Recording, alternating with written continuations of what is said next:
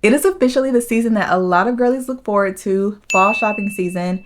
And before you spend money on new clothes, I want to talk about how to be intentional with your wardrobe. Today, I'm going to share what's worth adding to your fall wardrobe, what to skip, and just some tips on how to shop smarter so you actually love everything you buy.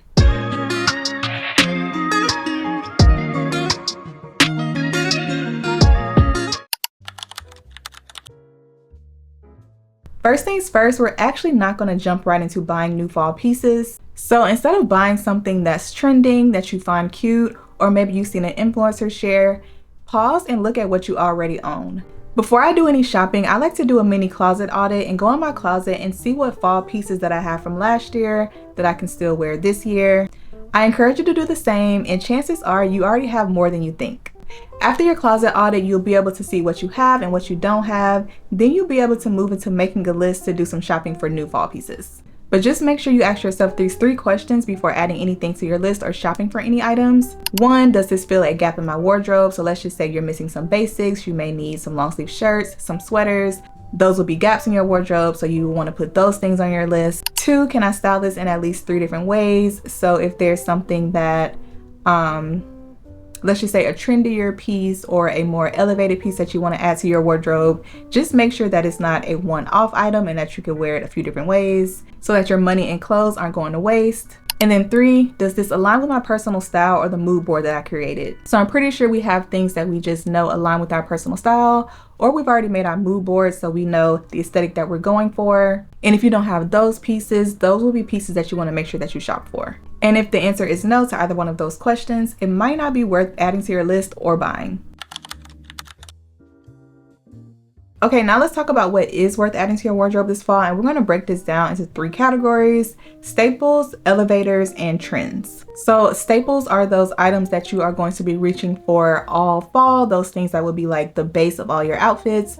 So we always need a pair of dark washed jeans in the fall, trousers, and a couple of different pairs of trousers, so black, brown, nude.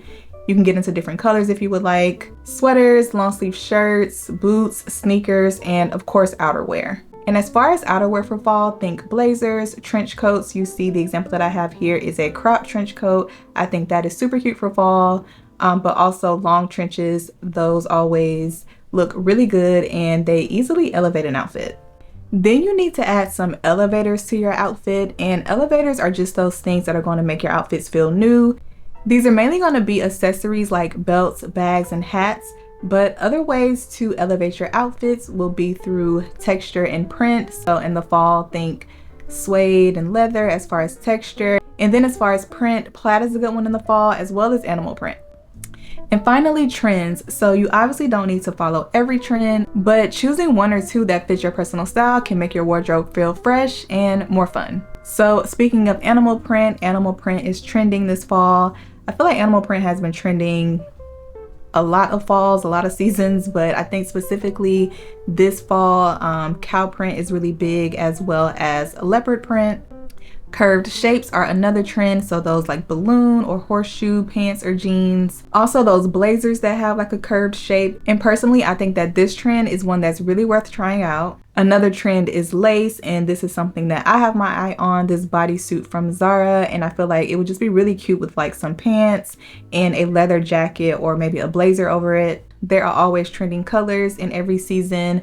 One this season is a mocha brown, and I feel like this has been trending before, but it's trending again this fall, so it may be one of those things that you already have. And then another trend is a scarf coat. So this may not suit everyone. I know that it wouldn't suit me because I don't live somewhere where it gets cold, but I do think that it's like very chic and elegant and classy, and you could just wear this with like a pair of tights or like black trousers or something and look really put together. And now let's talk about what you should skip buying this fall. So 1, overly trendy pieces, and that's just basically those trends that don't fit into your wardrobe, don't match your personal style, or that you know that you won't wear next year. So there's some things that trend as far as, like I was saying, the brown, animal print, suede is a trend this fall, but I feel like suede is just always a thing in the fall. So those things you can add and be on trend, and they still will and they still will, you know, resonate in your wardrobe next fall. But there are some things that maybe they're just trending right now, so they won't work next year, so it'll just be like you're just wearing it this season. And also some things may be trending that just don't fit your personal style, so you may buy it just because it's trending and not wear it, not know how to style it, so you want to skip those things.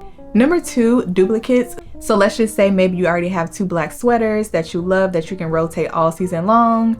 Maybe you don't need a third one. 3, those one occasion clothes. So those things that you buy for literally just an occasion that you're only going to wear once.